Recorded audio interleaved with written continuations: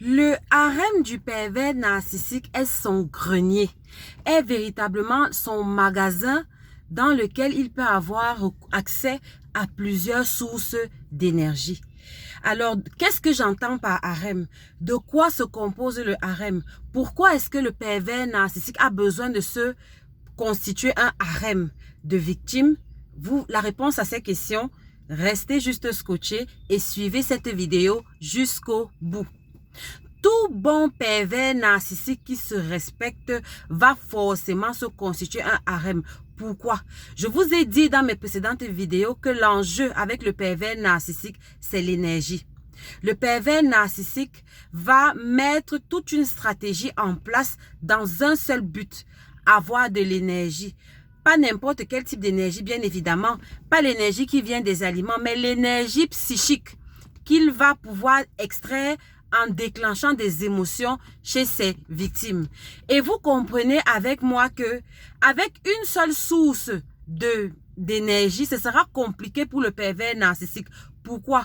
Parce que le pervers narcissique n'a pas de mécanisme interne pour renouveler, pour régénérer son énergie à lui. Donc, il n'a pas une pile propre qui lui donne de l'énergie, qui lui donne de la motivation, qui lui donne un carburant mental pour pouvoir s'accomplir dans sa vie. Donc, c'est véritablement un parasite. C'est quelqu'un qui a besoin forcément des autres, de ses victimes, pour pouvoir fonctionner, pour pouvoir, comme on dit ici au Cameroun, carburer. Et donc, le pervers narcissique, pourquoi je dis qu'il va se constituer un harem? Parce que tout simplement, son fonctionnement même l'implique. Je vous ai dit que le pervers narcissique va mettre sa victime dans une sauce pour aboutir à une seule chose, l'orage narcissique. Donc, ce sera une boucle. Chaque victime de pervers narcissique va passer par ce processus. Ce sont les étapes d'une cuisine. C'est un plat, c'est un mets qu'il est en train d'apprêter. Pour que ce mets soit à point, il va commencer par une phase de séduction. Ensuite, ce sera la phase de dévaluation. Ensuite, ce sera la phase de discard qui va, elle, aboutir à un orage narcissique qui sera le plat chaud du pervers narcissique. Ça, si vous voulez comprendre ce à quoi je parle par rapport à ces phases-là, vous pouvez vous référer à la première vidéo sur la série qui parle de l'anatomie d'un pervers narcissique. Donc, une fois que le pervers narcissique a eu accès à son plat chaud, l'orage narcissique, la victime ne lui sert plus à rien parce qu'elle a été vidée. Entre-temps, lui, il a besoin d'une source d'énergie. Il va faire comment? Alors, il va jeter son dévolu sur une autre source. Donc, ça, c'est la première raison pour laquelle il va avoir un harem. La deuxième raison pour laquelle le pervers narcissique va avoir un harem, c'est que il est conscient qu'il est un imposteur. Et il est conscient que qu'il est possible que la victime ouvre les yeux sur qui il est et que la victime décide de couper les ponts. Donc, lui, il va anticiper. C'est-à-dire que il ne va pas mettre tous ses œufs dans un panier. Il aura un plan A, un plan B, un plan C jusqu'à Z de toutes les lettres de l'alphabet. Et oui, c'est ce qu'on appelle un harem. S'il y a un équivalent du pervers narcissique en termes de harem, je pourrais vous prendre l'image du roi Salomon. Le roi Salomon n'était pas un pervers narcissique, mais le roi Salomon avait un harem bien fourni. C'était quelque chose comme 300 épouses et 700 concubines. Chercher l'erreur. Donc, le pervers narcissique vraiment est dans cette dimension-là. C'est quelqu'un qui est capable d'avoir 1000 relations féminines au même moment. Oui, vous me demanderez comment. Mais oui, parce qu'il a des besoins d'énergie énormes. Donc, ceci étant dit, maintenant, de quoi est constitué le harem du pervers narcissique? Le harem du pervers narcissique est constitué de ses victimes, des femmes s'il s'agit d'un homme, ou bien des hommes s'il s'agit d'une femme, chez qui il parvient à extraire de l'énergie. Et donc, il y aura les sources premium, c'est-à-dire la source numéro 1, il y aura la source secondaire, il y aura les sources tertiaires. Et oui, comme dans toute chose dans la vie, il y a les catégories, il y a le VIP, il y a le moyen de gamme et il y a le bas de gamme. Vraiment, le pervers narcissique ne trie pas parce que lui, il prévoit l'avenir. Si la source premium n'est pas disponible parce qu'il vient de lui faire un orage narcissique ou bien parce qu'elle commence à ouvrir les yeux, il va se rabattre sur la source secondaire. Et si la source secondaire fait des caprices, il va se rabattre sur les sources tertiaires. Donc, c'est un véritable harem. Et maintenant, vous devez savoir que le pervers narcissique, j'ai dit, en lui-même n'a pas d'énergie. Ça veut dire que même la phase de séduction, ça dit que pour séduire une proie, pour séduire une victime et la mettre dans son harem, il va dépenser de l'énergie. Vous croyez qu'il prend l'énergie là d'où? pour vous séduire, pour vous amener au restaurant, pour faire semblant d'être quelqu'un qu'il n'est pas, pour ressembler au prince charmant de vos rêves, pour jouer ce rôle, pour afficher ce masque. Vous croyez que le pervers narcissique va faire comment? Le pervers narcissique va utiliser l'énergie d'une autre victime. Donc, si vous êtes en phase de séduction avec un pervers narcissique, sachez que il vient de faire un orage narcissique à une autre victime et c'est avec cette énergie-là qu'il est en train de vous séduire. Eh oui, c'est bizarre, mais c'est véritablement comme ça qu'il procède. Donc, ils ont sans cesse besoin d'énergie. Donc, ils ont un grenier, ils ont un magasin où quand telle victime, telle source est déjà vide, ils passent à l'autre source et ainsi de suite et de façon concomitante. Et vous allez comprendre que pour donc nourrir son harem, les pervers narcissiques sont des serial cheaters. Un pervers narcissique n'est pas fidèle. Le pervers narcissique, par définition, n'est pas fidèle. Quel que soit, même si vous ne l'avez pas encore attrapé, sachez que le pervers narcissique est un infidèle devant Dieu et devant les hommes. C'est un engagement, c'est sa définition, c'est sa nature, c'est sa carte d'identité. Vous ne l'avez pas encore peut-être attrapé, certes, mais le temps vous démontrera ce que je suis en train de dire. C'est quelqu'un qui n'est pas fidèle par définition. Il a plusieurs sources d'énergie. Et je dis ça pourquoi? Pourquoi je dis que le pervers narcissique n'est pas fidèle?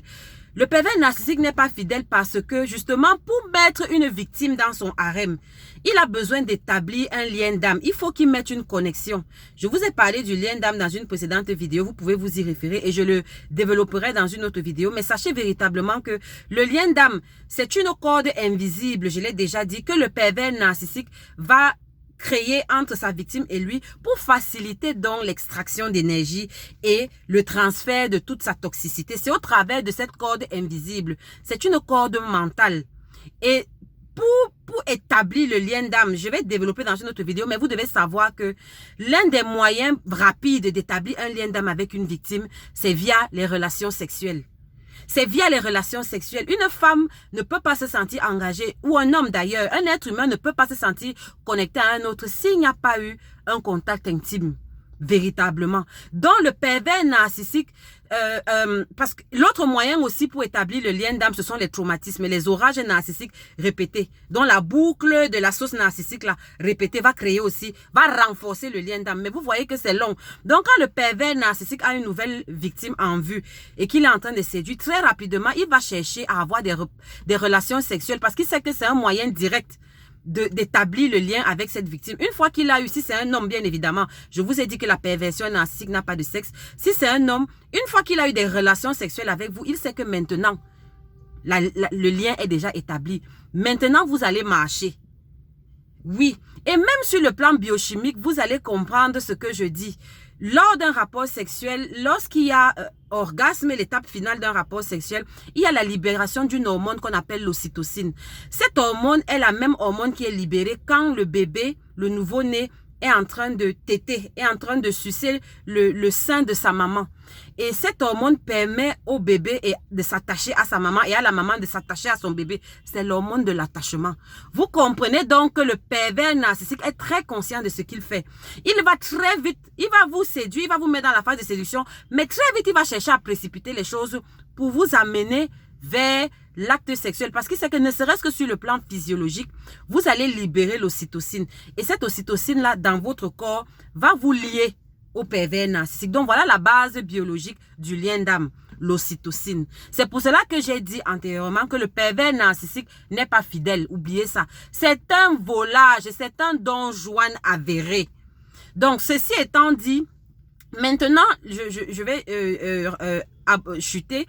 Comment savoir qu'on est une source premium? Ça veut dire que vous devez déjà savoir que si vous êtes en relation avec un pervers narcissique, soit vous êtes une source primaire, soit vous êtes une source secondaire, soit vous êtes une source tertiaire. Et véritablement, ce qui va faire la différence, ce qui va vous permettre de savoir si vous êtes une source primaire, regardez le degré d'engagement. Déjà, la source primaire, c'est véritablement de toutes celles que le pervers narcissique a sous la main, celle qui lui donne le plus d'énergie. C'est-à-dire que celle qui est le plus disponible à se laisser manipuler par le pervers narcissique, celle qui est le plus disponible à accepter les traumatismes répétitifs, les dévaluations, les orages narcissiques, celle que le pervers narcissique a déjà conditionnée de telle sorte que elle est docile et elle accepte ça comme ça là, comme on dit au Cameroun. C'est vraiment la victime qui a déjà mis dans sa tête qu'il est comme ça, je vais faire comment? Je l'accepte tel qu'il est et je supporte. Voilà la victime numéro 1. Mais vraiment, ce qui va faire la caractéristique principale, c'est qu'elle est très riche en énergie. Parce que les êtres humains, nous ne sommes pas tous formés pareil. Nous ne sommes pas tous constitués pareil. Et oui, il y a des personnes qui ont plus d'énergie que d'autres. Et notamment, il y a un type de personnalité psychologique qu'on appelle les hauts potentiels émotionnels, les HPE ou les zèbres. C'est ceux-là qui sont vraiment des sources extraordinaires d'énergie. Ça aussi, je développerai dans une autre vidéo, mais généralement, la source primaire est un HPE. Les autres sources aussi peuvent être des HPE, mais la source primaire est un HPE qui a déjà été conditionné. Donc, qui a déjà été programmé mentalement par le pervers narcissique. Et comment savoir que vous êtes une source primaire d'un pervers narcissique? Généralement, le pervers narcissique, les sources primaires ne courent pas les rues. Surtout les sources primaires qui acceptent d'être traumatisées, d'être humiliées comme ça, là, comme mode de vie de couple. Là, je suis en train de parler du registre de couple. Donc, quand le pervers narcissique en trouve une, il va très vite la sécuriser. C'est-à-dire que le pervers narcissique va beaucoup investir dans la source primaire et très vite, il va la sécuriser en termes de... Il va se présenter chez ses parents, excusez-moi, il va même officialiser la relation, il va l'épouser. Donc, la source primaire, généralement, est celle qui est la relation officielle connue du pervers narcissique. Comment savoir si vous êtes une source secondaire? C'est très facile. C'est que le pervers narcissique ne se cache pas. Le pervers narcissique n'est pas celui-là qui va vous cacher qu'il est marié. Il va vous dire qu'il est en relation parce que ça rentre aussi dans ses stratégies de programmation mentale. C'est une façon pour lui de vous faire le chantage mental. Donc, très simple pour savoir si vous êtes une source primaire. Est-ce que votre pervers narcissique vous a dit qu'il est en relation avec une autre personne? S'il vous a dit ça, c'est que vous êtes une source secondaire. Vous ne pouvez pas être sa source primaire. Le pervers narcissique ne perd pas son temps. S'il identifie sa source primaire, il va l'épouser une fois. Du moins, il va officialiser, il va la sécuriser de telle sorte que elle ne parte pas ailleurs. Voilà à peu près ce que j'avais à dire sur le harem. Et voilà, l'autre chose aussi que je voulais dire, j'allais oublier ça. Vous devez aussi savoir que le pervers narcissique classifie les sources en dehors de la première classification que je vous ai donnée, sources primaires, sources secondaires, sources tertiaires. Il y a aussi ce qu'on appelle les sources directes et les sources indirectes. Je m'explique. Les sources directes, c'est les personnes, les victimes du pervers ou de la pervers narcissique, chez qui elle va extraire directement de l'énergie pour elle-même. Il n'y a pas une autre personne qui va intervenir là-dedans. Ce n'est pas par rapport à une autre personne, c'est par rapport à elle-même. Mais maintenant, les sources... Et c'est pour cela que vous allez remarquer, j'ouvre la parenthèse, que les pervers narcissiques dans les réseaux sociaux sont sur tous les sites de rencontres que vous pouvez imaginer.